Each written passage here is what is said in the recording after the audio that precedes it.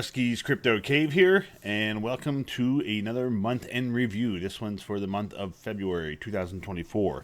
And if you're new to the channel, I am giving away this 2070 Super as soon as I hit 1,000 subscribers. I'm currently at 908, I believe. So if you're not subscribed, smash that subscribe button, and you're pretty much entered in the giveaway, basically. Kinda. I just need to figure out how to do it, basically. It's going to be Gleam, Comment Picker, something like that. But I will be giving away that 2070 Super. Going to cap the shipping at $100. If it's more than that, maybe we could work something out. But I mean, $100 should get it pretty much almost anywhere, I would think. It's not going to be that big of a box. But anyway, let's get into February. There's some different things that happened in February. Middle of the month, around the 13th, 14th. Some storms came through, heavy wet snow that basically just took down a whole bunch of trees around the area. I lost power for 2 days, so I was down and not mining for 2 days. It's like 13th, 14th, 15th, somewhere in that range. And so the good thing is power usage was down, but then also revenue was down too. So and we'll see that a little bit here, but the other thing, February is just a shorter month to start off with, and then with losing 2 days, it was even shorter as far as mining, if you want to go look at it that way. The total revenue for the month was a little bit lower than what January was, even though crypto prices went up, but that's mostly because of those lost, I'm going to say 2 days because of power, and probably another day or two just because February just being shorter than normal, even though it's a leap year and we do have an extra day. But overall, it was still a good month, and I'm definitely not complaining as far as that goes. But for the month of February, I still pretty much mined the same coins. I mined Lithium, Bitcoin, Dynex. Ergo was just one DeFi payment I received, and that was it. And then that program ended. They haven't started up another one, so there was no more Ergo DeFi rewards. Flux, I was not mining, it was just node rewards. Caspa, still got 2 KS0s and a KS2. Neoxa, just running the Neoxa node, not mining it anymore, just running off the node and inodes. Octaspace is on the Jazz Miner X41U along with Pac-Man, and I did switch over to K1 Pool, and K1 Pool has been getting a little bit better rewards than what Crazy Pool has been. So I'll leave a link down to K1 Pool in the description below if you're interested in that one. Did mine some Radiant, and let's see, and then Chia Coin, Zephyr with the CPUs up to 5 Zephyr mined for the month. If you've seen the last video, 2700X died, replaced it with a 3700X, slightly higher hash rate, about the same power. Zilliqa has been dual mined with Lithium, so I gotta get off here a sec. As I was saying, I was been dual mining Zilliqa on most of my Lithium rigs. This 3070 Ti rig doesn't seem like the overclock switching and likes to crash. And but since it's just mining Lithium, it's been running well. The pre-search, that is just from node rewards, and they've been doing, actually pre-search started an airdrop this year, and 318 was the end of January airdrop, which I believe came in February, I think, something like that. Let's see. Nope. Yeah, right at the end. The February airdrop was 321, because it was 318 is a normal one, and then since I had earned more pre, I got another 3.01 pre for that airdrop.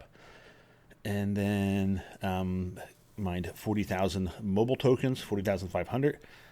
Most of those were swapped over to USDC or Solana, and I had that currently on, both of them are currently on Coinbase. The USDC is earning some rewards, some of it I may even just cash out and just to put towards electric or whatever. I don't know. I didn't figure that part out yet, or decide what I wanted to do. And then I'm going to be doing my IoT rewards monthly. So the last payout was last night. It hit your wallet somewhere around 9 o'clock Eastern time, something like that. So I received 1,102 IoT. That will probably go up next month just because more days, plus no days down. Plus the IoT miner took like 3-4 days to show active again. It took a long time. So But as you can see, I don't earn shit for IoT rewards. $2.60 for the month. Yeah. That's kind of ridiculous. But it is what it is. And that's why I was a little hesitant to get into the Helium mobile rewards or the Helium mobile devices and stuff like that, just because it fool me once, shame on you, fool me twice, shame on me type deal. But as you can see, total income from mining nodes and DeFi was $2,341.94. Current value, that was as of last night. I haven't updated this yet. So we'll refresh it live on screen.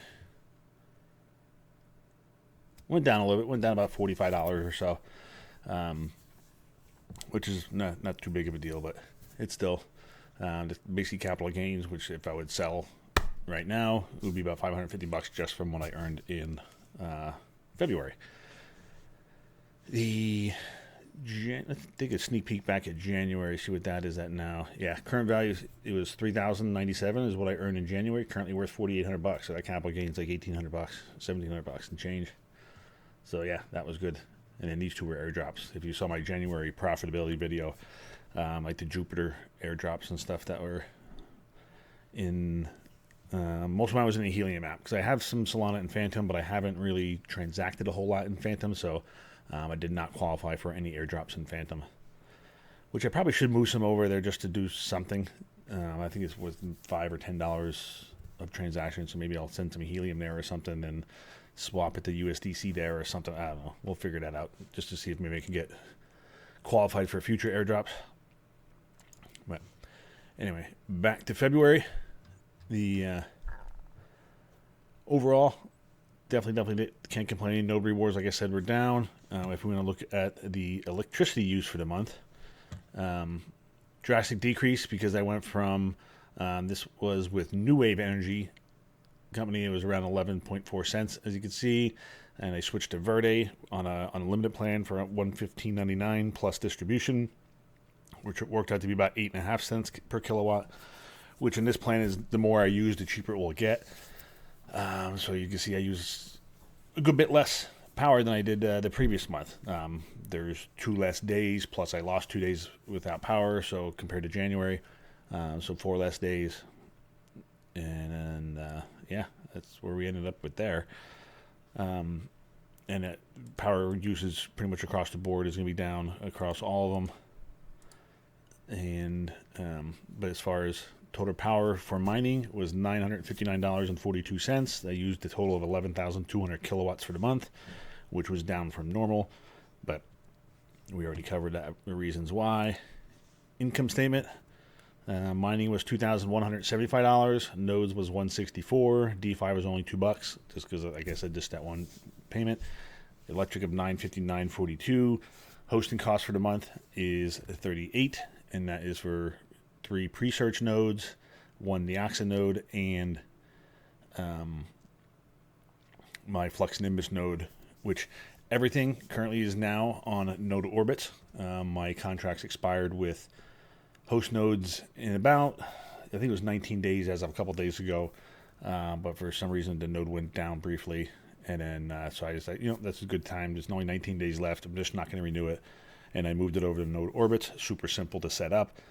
Very easy to do, just same as the pre-search nodes and the Neoxa nodes. So I recommend nodes orbits if you're looking for somebody to host. Pricing is good, and so far reliability and uptime on my pre-search and Neoxa nodes has been fantastic. Flux node's only been up and running for 2 days maybe now, so I'm waiting for my first payout. I think I'm about 600 or 700 blocks away from receiving the first payout since I switched over. So that will be that. So we'll see that in the March payout, because that'll be a first node payout for that one for March. Let's see, where is node orbit? Here we are. I'm going to black some of this stuff out here, because as far as the IP addresses, I'm going to block out, and then the collateral IDs and all this stuff I'll black out, and registration codes. But I got 3 pre-search nodes running, and the Neoxa node and the Nimbus node. So the Neoxa node's been running up now for 2 full months, because pretty much all the month of January and month of February. That thing is running great. And everything, pretty much once I get 4 node payouts, I get 9,000 Neoxa. Then I've been sending that to iNodes, which I should be receiving another Neoxa payment here shortly within the next few hours, which will put me at the 9,000, and I'll send that to the iNodes. Currently earning about 90 Neoxa a day in iNodes, up to about 90,000 or so in there right now. So almost 10% of the way there towards another node.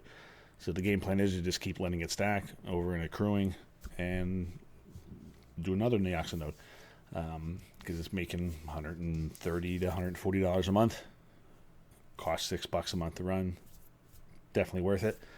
So, and as the price of Neoxa goes up, they become more valuable, because right now it's your $4,000 for a million Neoxa, somewhere around there. So, yeah. All right. And let's go back. Let's go to K1 pool. So here's my K1 pool. Coins octa per day is 1.19. This was even before the recent increase in hash rate on Octaspace. This was 0.93 on Crazy Pool. It was less than 1. For whatever reason, Crazy Pool just started doing poorly. So then I switched over to K1 pool, and it's up to 1.18, and that is actually with the hash rate. This makes it look a little goofy. Oh, that's bright. We'll leave that way. So difficulty, you see this difficulty spike here. Went from 48 terahash to 93, so almost a double in difficulty. And I'm still getting more rewards from K1 pool. So something wasn't right with Crazy Pool there. I don't know what it was, but either way,